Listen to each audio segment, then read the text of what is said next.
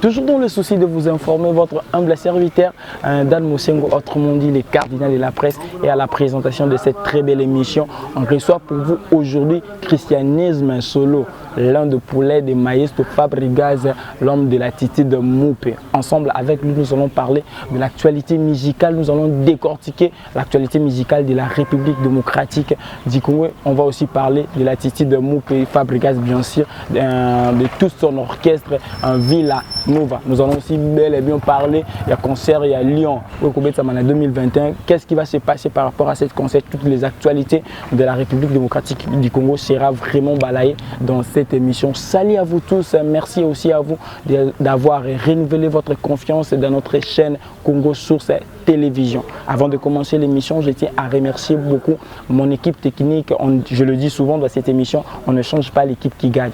L'équipe qui gagne, c'est bel et bien Dan Mosengo à la présentation de l'émission. Gloire Kemouni, l'indispensable caméraman derrière la caméra, que je tiens à remercier. Je remercie aussi Benny Mafuta, celui qui va monter cette émission, mon équipe technique, et je tiens vraiment à lui remercier. Sans oublier aussi mon chef Midemboni, je tiens à vraiment lui saluer, à lui remercier par rapport à ces moyens qu'il met en jeu, afin que Bino Bansobozala très bien informé à travers cette chaîne. Je vous demande directement de vous abonner vraiment massivement. Commençons l'émission proprement dite. Merci beaucoup à vous tous d'avoir donné votre attention. Boni Christianisme Solo. Dan Mosengo, Christianisme, Tarando Kutinga, on a calme. Calme. Très bien, vraiment, on a pesqué les fanatiques, nous sommes dans le christianisme, nous sommes dans la ville, nous sommes mbote. Le christianisme, on a calme. Avant tout, on a un bon anniversaire. Merci beaucoup. Je suis né un certain 15 décembre, c'est aujourd'hui. Je rends grâce à Dieu. Je remercie aussi ma maman Christine. Maman Manisa Christine, na papa Ferdinand, donc papa Aboko Lingaï, na santé général Molicho, na santé Fabregas Maestro Métinois. Il y a maman Terry, la santé mon papa spirituel, papa Jean-Paul Locadi. Donc merci Nabaonios Basali pour la journal donc merci pour l'anniversaire. Merci vraiment. Avant tout le solo, vraiment il y a une actualité musicale. On veut savoir christianisme solo banda musique avant les lots à la Nakatia Villanova. Bon, na banda musique localement dans d'autres terres on a guitare, on a praille, na tangaka. On a du diplôme, on a une musique mingi, mais qui est ina. Après que on a une guitare ina, on a travaillé pas mal na vie na mon cardinal, il me code yambinza, on a un accompagnateur. Malgré tout la mélodie na ngana ba niveau na ngai. Ça on a jour moto kota si dona vie wana boy accompagnateur abeta solo. Celui ça a raté. Il y a un mot Benoît 16 paix à son âme à pouvoir bombacher. Il y a 16 à raté dans le studio. Nam na abeta accompagnement na beti solo. Kolongwana na longwana na robeta pas brigade Sarbati 2012-2013. To répéter na corridor na funa. Ti pas mal pe na ba concert ya brigade na betaki. Dan Mosengo soko zongisi image jour qu'Esther a kufa. Na pays du peuple. D'où les bêta marana ngai inde christianisme na beta la brigade. Titulaire ngamone na beta ngamona akumbela nyonso. Maestro paye abeti na ba dada na bato bazalaka série wana. Mais na 2013 on a quand ça shit grâce à vie na ngamoko parfum zola. Amemi nga mama faut que na Fabregas pas. Faut bima talent faut yokana. Oubima, pas clair avec Oubima, pas Fabregas, pas brigade plutôt Oubima qui était pas Fabregas dans yo Oubima. Bon, ngai vraiment on est à parcours na Betelio. Mais so pona Oubima mutabimisa nga Fabregas. Maestro. Ça que le christianisme est pas na pe ba interpréter nga na parler na beta ba Mado 2014. Et ya Mado ngai. Tous les voyages auxquels c'est kenda, tous les bateaux balongwa biso to zalaki. Oh, na mboka likasi, oh, sur la colonie, on a dunda nord, tozala. Est-ce que le fait où l'on n'a pas brigade, qu'il n'y a pas Fabregas, est-ce que brigade à mon avis on a lissé moins ma bite, posé qui problème t'es pas brigade. Brigade est causé problème t'es puisque tozala qui n'a, à peu près moins de solis, mi balé déjà. Moi quoi tigala qui wana, azora ma baisse au opéra kai. Le fait qu'il y a zongaka, tant zongel musa to komi denga longue nanga, batigala peut va évoluer, azara nazo couvrir batro, et ça pas mal. Est-ce que le lopé au mi a raison et on va gloire à des chances dans l'on peut pas brigade pour les loups brigade sur scène mazo canata. idée na yaka na mutu to ba ke gloire ade pe na longwa na ngafuna bon donc gloire ade na ngana zaki na ngoda na nzoto zaki ka nzambe nda tambusa ngai awa okoyo kana te oyo kana awa ezaya grâce na ngai na mona kaya mo parce na beta ya mando boye tant na carte électeur mais surtout na il faut un passeport direct maman va c'est un passeport on dit que mambo changer na la nous voilà enfin c'est que le christianisme solo financièrement ça christianisme solo ça qui pas brigade financièrement bon financièrement surtout comment ba to comme commerçant to ba musicien c'est la koufi là mususu na za un jour be ba grand na biso ba kufa ba Pepe Kale ba Madilu ba King Kester père son âme ba l'accès biso ka de musique donc ngai po na ngana bénéfice à Villa Nova na ba bien matériel ba financièrement ezali mais to tchanga de musique pour soler na za te tabana nga ba tangela bango papa na mtabeta ka ya mado et tika la génération mtabeta ka zikide mtabeta ka mumpe na sali 6 ans na obeta kaka parce que bilan nga 6 ans na sala ngo financièrement tu n'as pas mais bilan nga ya Villa Nova musicalement na sali ba œuvre na poza te pour interpréter ngai na bana baza ba idole na ngai malgré tout mutazaka idole à tout mo idole na yo na musique ezalaka nani bon ngai idole na ngai ezala mo ba grand belé ba grand pe bazala na BCBG zara Mbokalia Pati Moleso na maître Fikari na ndolo ngapena musika bato bana ba delvo na kita wengezo beta terrain na pa na se na tala bango wala ngai ko la ma gitara ndako to ba Mbokalia ba beta ba Moleso pas mal peut-être encore yoka na maison mère to yoka ba flamme kapa ya ba ça boula bien donc na sala nga sala symbiose ning mais so sala métissage na idole te ko sanga o idole nga yote na ba prof na ina prof lycée prof Malachi chaque chakito abeta rapé bandulene en privé mais tous ala raneni na ina ando pesa soko. Merci beaucoup cher abonné, tu continues vraiment ma 4e émission tout bete le solo yo mokopona lelo sokozotala yo mokopona oloba bilan nango za positif to za négatif. Bon yo mokopona bilan eza positif puisque to betongo ata to vanda penana awa avion njili Côte d'Ivoire innocent pas na festival moto betana maison de la culture à Abidjan ba loger biso tellement quoi to kutani kuna na Abidjan to koti studio to beti nyonso kuna clip para bomo na salamia donc tare lo to utana libanda to eno donc le lo bato babina yo moko pona le lo bato bazoyo kango na pona ngabileza positif makasi et donc je suis étonné par rapport à yo comment pona to yeba featuring Fali X mutu X za des stars wana ba beta tout monde yo moko pona net boyeli biso mo lo mo ya innocent be azali fabrica za beti bozu bo bakisi susu 3 jours wana est-ce que quelque part bon bo banga ki bina filé kana et permettez fabrica na innocent et simbara te on bo bakisi sous 3 jours na kasa quoi que ça sous force to ndengene bon je salue Trijadira wana Air Force One donc biso là moni soki avant to longa na question tuninga sona zongi sima mkina mona cible mise en jour donc okuta ba rumba ba mise en jour ba Kailov ba 12e dan ba mola donc mise en jour wana yango to sala tina mama musique na biso so yoki ko mo pona oka to bandi général Amir ali compa to côté christianisme solo to que Joël Sainte to ça symbiose na ya ba son tout ça symbiose na ba son vous comprenez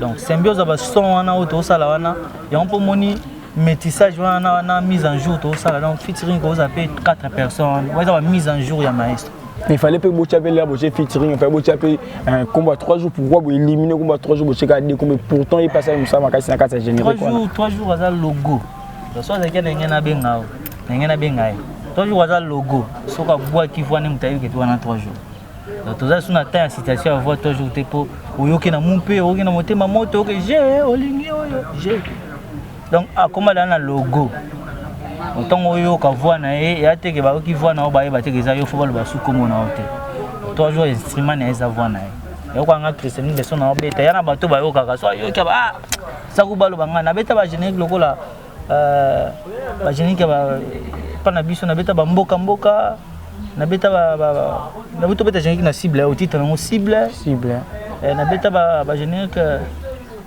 na beta ba ambi ba génie ke belé na beta musubi ba bonga te mais muto ayebi wana christianisme ba génération so no bana banze mo nyonso oyo yimba oyo beta nze oyo mo volo barati banze mo nyonso na beta makasi awa nze mo ni marka kayo bon surtout ke na ba nzembo na beta ba nzembo belé o ce que marka kayo makasi nzembo marka ngai ezalaki ouverture ya œuvre na ngai. Imagine toi na ça ba cop mombo ya ngai ya privé. Maintenant na ba guitare na ba élève na place na sala ba cop na ba maison. Na yo kusaba na ba guitare. So guitare wana na yo kusaba to beta local wana ibimi. Donc œuvre na ngai na mona la liboso makasi za ya madu. Ya madu. Toza rumba au moins sur le bas gauche na droite. Na rota rumba siko biloko belé ba mon pépé. Abeti ba jour férié ozongi souti na kuno ke balikambo ngai donc banzembo belé mais ya mado za ouverture na tara na ke œuvre na ngai outil local bimi donc na mona ke œuvre na bimisaka énergie ou na zo dégager les lieux comme sont multiples. Parcours bien. Parcours est bien. Bon, merci vraiment vous tous directement. Tout qui est dans la rubrique à Liboso ou Yoboye, bien émission sur le prof. C'est la première fois que je christianisme solo tout expliquer rubrique quoi. Tout ça dans la rubrique moi une émission sur le prof. Le prof on est à la on entend comme artiste et musicien. Yo côté bango sur 10. L'année 2020 tout ba salaire musala ndengeni. Na côté car na commentaire so ça peut commentaire problème exactement mais le plus aux Irlandais ba point un bien affilé année 2010 musala sur 10 à cause combien en tant que le ba local bien den yo peut ça l'année 2020 pour nous sur 10 à cause combien c'est 10 ba kutango photo tomolo wala na fréquence ta bien ngana pesa vinanga pesa no avina par rapport à musane na ni ose musane ba tubele ba beti penate abeta ki batire ba tubele ba beti te na par rapport à corona ya confinement ata biso to beta de ce concert na showbiz to beta les 9 octobre na showbiz et ce concert biso to beta ki ya mwana. Mais na ebité so ba beta ki beto compter na sur les disques ya ba marché na ma biloko to biloko abimisa ki na biloko abimisi bimiso to social quoi tirer sur 10 pour na ko erozo combien ba biloko fait ba 4 erozo 10 yo c'est meki ya ba un père sur 10 combien et biloko ebele na ba ngota yonze mbona yebi ngota na izo to ba semi ki na ba tezani bala boni ba kubenga yo semi ko ki ngota naoka balogana mais kolandela bina boye omoni musique mususu ebeta awa bokanza na baboma ba moto omona niveau bala nga bana na bala ba patron loka ba Alex Molisho aza kinya oui kebino ko na attitude mon père naebi mais est-ce qu'on avana na bana ba patron loka ba Alex Molisho père na bango boss petit a bien pe bana ba patron bana kinya ebele so musique mususu mo ebeta na ba e koma pa bango te mais bango baza na Congo. Mais biso baba na biso batondi na moto na baba côté mo besa ba succès mais bano bana na musique ya likolo ari biso original ari biso ba yamado ari biso ba sous-sol ba tanga ba zikida tout qui est Hollandi et une sur 10 combien Hollandi vraiment ils a de beta ils a faux innocent sous Maël na kati donc Nazaki na Abidjan année passée 11e mois tout ça là 28 jours tout le 7 novembre tout ça le 4 décembre moi pena que ivoirien tout na yo toi na tout na yopi atu na yopi ba pesa o laxini po ba ebilinga la te vous expliquer comment yopi laxi boy au télémino na coin laxini donc a mutu mo boy musique ne ko mati libanda ba mériter sur 10 pour PC 8 sur 10 9 regarde-moi faire rigoler. Le padre y a raté. Sur 10 combien? Il a raté. Je vais sur 10 fois, oui, c'est pas 9. Voilà les padres. Le padre. Tout clôturer dans mon corps. Titre mozo qui m'a il brator. Il brator un piano tout mis à Seben, Moroboui Mikolo, sur 10 combien? Il y a la musique Seben. aso bisanzi mo yo ki ngona nte anniversaire no de le 12 botama moi moko ko pese be bon anniversaire bon eta que mon pe joyeux anniversaire vina ngai pato eta que moupe mais le problème pe moupe pendant jour dernier tout chose là na petite mais bozo ba musicien bato moupe mais bozo ba musicien bato bon ba musicien ya batuté ba musicien ba musicien congolais kazaki pas sur chemin avec pas Robinho mais bozo moupe mais bozo ba musicien bato Choumi ville à nouveau territoire mais soit en Belgique aluka musala na ye aluka vina ye amoni soki côté simbate yo senga mamuke na zaki pas brigade na sala ka soki boy donc amona ke na zabi na bana na pe na famille ande ande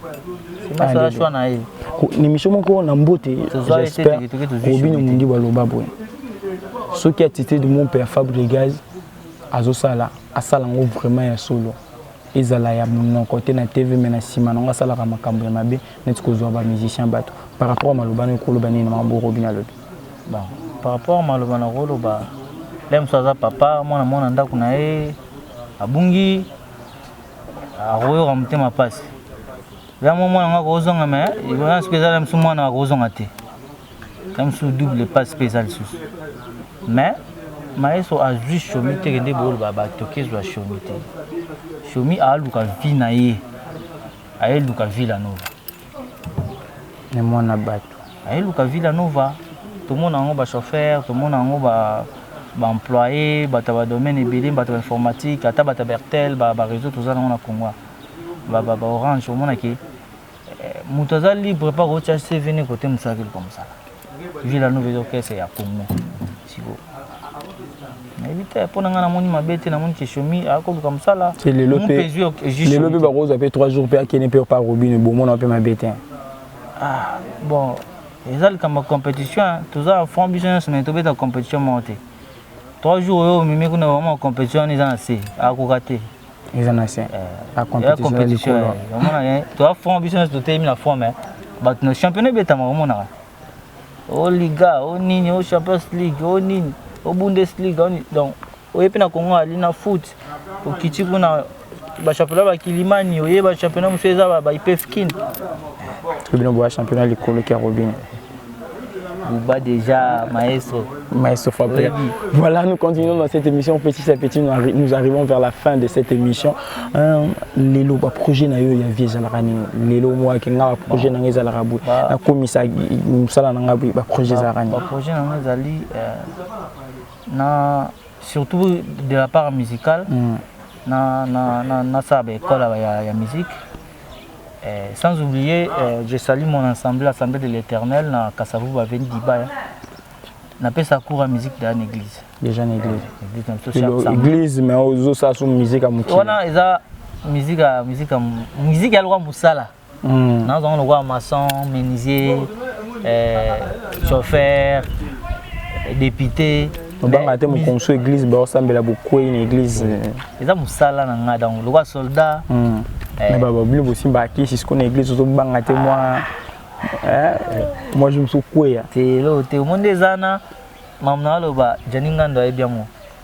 toko telemano boy to tambola no to bimbanda ati atana mira atokuta nguna ndo kya loka na butu otunye nzambe na satana na leki ndo kya ebsa nzambe leki ataku yema otolo kana butu ana katana soir na ngopa okende lisusu mena misa bat na mo ibo ebso kaka nzambe ntaleki est-ce que so ebisinga batu nyo na ndo kya zomona ke nzamba leki est-ce que mutu fa bata mana vrai panani mutu fa bata mana vrai panzambe po nzambe daleki et dérangeant na za musicien na guitariste l'église na biso na pesa pe cours na beta rappel dimanche na beta pe na ba na ba semaine na je rappelle le beta appel ba guitariste c'était que so que na beta l'église pour photo te ba pesa ngelo te on sale la nzambe na zo ngelo to ko pe o futa ngate so tsheni nga salaire je prends pas lobi pe to mo na pe christianisme solo tikino pe musique moderne boy au comme le roi MG30 comme sale la nzambe comme ma ko beta la nzambe musique nzambe normalement ezala te musique eza musique religieuse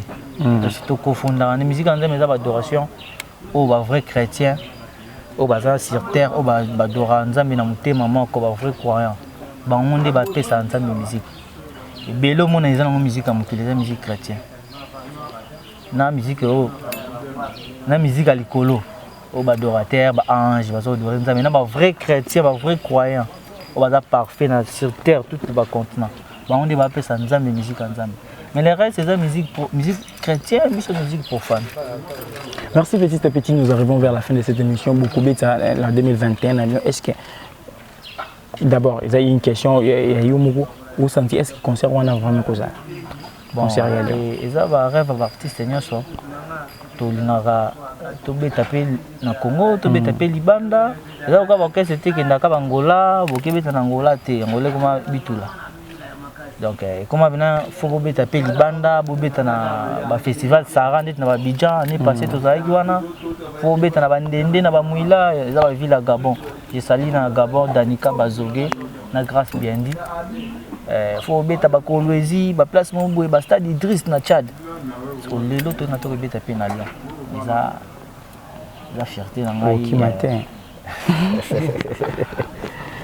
Bon, on a un villageois vraiment. Donc je porte mon orchestre na kacha mutima na nga. Ya babu. Na ninga orchestre ngiko ya te. C'est le fort nyo c'est. Voir qu'il y a mon bokang il est souvent malobo. Là qui mato la kisango. Nous avons fort pour l'orchestre. Jonathan il compte partir en 2017. Masanga to kenen jazzy, to kel dundu, to ke bandende na otanga na tozana Jonathan. On se dit que pilier moi ma casse peme no dai. Nzambazi molimo na mais biso ka to tikala souci kaka orchestre. Pesi moi accompagnateur beta, comment pesa moi doit te, comment linga bo beta ka bien. Si to beti ba mumpe, to beti ba bilo mususu. OK, c'est ça ka notaire. Donc souci on a zana ngata ke eza musala na wa saka bulo mona nga susa. Ba pesi nganzembu. Ba ti na mbonga nzembu na ngai kaka ne to kota janvier. Qu'on a qui m'a bien ça il au moins bien nous avons ensemble à part ba projet nous tourner un projet musique nous avons un projet ba commerce nous avons un projet un jour nous avons ba na ba ndiko na ba tikali bien donc il va na na poto $2,000 ici là na réunion il y a l'état. Ça va petit, voilà, nous sommes vraiment arrivés à la fin de cette émission. Je vous demande de vous abonner vraiment massivement. Comme vous le savez très bien dans cette émission, la fin, la dernière question, Kabola Abisso, on a invité Nabisso, un christianisme solo d'abord. Merci d'avoir répondu favorablement à l'invitation Nabisso. Tout le monde va dans cette émission. Puis ça va dédicacer Snayo. Numéro par contact. Après, tu poser question, moi, quoi, Kabola Nganayo. Moi, quoi, les Kabola Abisso, je souhaite bon retour à maestro. Bouba déjà le maître et Morazadia na Kinshasa. Sans oublier la ngene sabatutu la ninga besoin pleine répétition. Tout à beto répéter ce qu'on a le moins na kibeta guitare. Donc je salue Janinga de moté matériel la Diego Ilunga sans oublier Venanga Aimé Kauka, Bernard Cavalli, Gino Célolande Noir, Ladi Galvan de Adiva. Donc Aimé Blanc la patrona, Laetitia Panda, Nabo Santé, Carole Isiki depuis Djobourg. Gamba Sunga, on a beau santé pe na saluer sur yo Dan Mosengo, na bossa caméra au fait gloire qui a moini mbote na yo bo assister nga vraiment bon mandé tout ça émission na moi show donc c'est que na linagi vraiment boyo kanga pe na s'exprimer mais na linga mbasi mabozo nga pe tout seul no Dan Mosengo à la guitare tout ça là tout ça on a bien se présenter à parler na bongami ça va problème ils étaient toujours wana vraiment pour na ça nga vraiment reportage mo ya calme na parler dernière question na biso on a contact na bosani sur Facebook christianisme solo zongo bien Christian Ibula na kana numéro moko 243 plus 243 89 62 79 364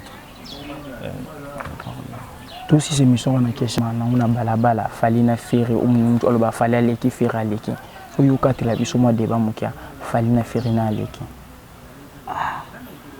na éviter pour moni là c'est la musique à Congo bah ça la fierté la musique à Congo to kena libanda na ba yupugo na ba ya musukro ba kote musu to kenda moni koti ba tu veux que tu fais rabeta fort ba longol pende ma faire fort tu peux fali fort ba tu peux fali na libanda to bazara fierté ya mboka.